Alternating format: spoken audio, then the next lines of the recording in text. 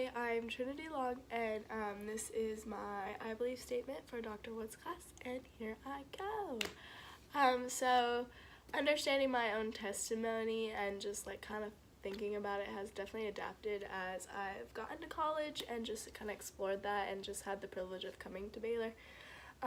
But even though I grew up in like the diverse world of Southern California, like I still continue to learn so much more about people's past and how that shaped them into the person they are today. And so I believe that everyone has a story worth telling.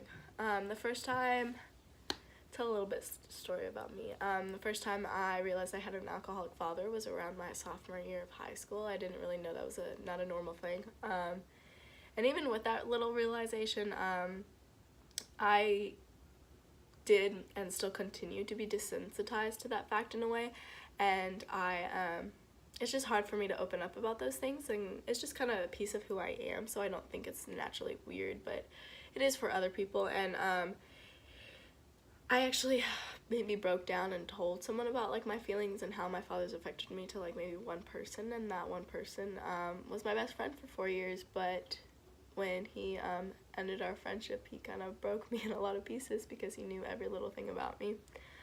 And with that, like, I have so many insecurities that arose from that, and I haven't recovered from that, nor do I think I ever will. Like, they're always going to be something I deal with. But around my senior year, my parents both opened up to me about two different types of abuse they went through. But my father grew up from a big portion of his adolescent life with a physically abusive father. And it got to the point that, like, his younger sister, my aunt, is deaf in both ears now because of it. And, like, there are times when my dad messes up and he's not a great father. And, like, I can't blame him for that because he didn't have a good role model in his life. And, like, he's doing the best he can, and that is absolutely graceful because he doesn't. I am not physically abused, and, like, that is something I have to praise God for, because what other thing did my dad have?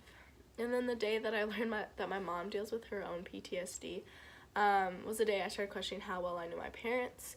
Both my parents actually grew up in gang territory, but in the 8th grade, my mom's boyfriend at the time was shot like 2 feet away from her, right next to her, and this like traumatic event, she went through a lot of things, but this event like caused her to have a lot of distrust in authority, her community, her family, and you can see it in little things that she does, but she's very good at hiding her own story. But I think that's something that like everyone should work on, like be able to talk about what you have. And yes, everyone goes through rough things, but like that's the beauty of it. But these are just a couple of stories of like my own family and like how it shaped me and how I look at things. But as I get to like know my own friends in college more, I've learned how to be empathetic to things like I've never undergone, nor can I imagine going through it, because like these people have experienced like the worst things life has to offer, and they keep moving and they just keep finding the strength to continue on. And it's like hard for me to consider that we as humans understand that people go through all types of circumstances, and yet we still are mean to them and cruel, and like we don't give them sympathy or just grace when they're going through things, because we could be going through the exact same things, and yet we take it out on other people. But as just we do that, I think it's just important that we choose to love everyone in our path and everyone we continue to see, because everyone has a story worth telling, and we need to be able to search for it. And thank you.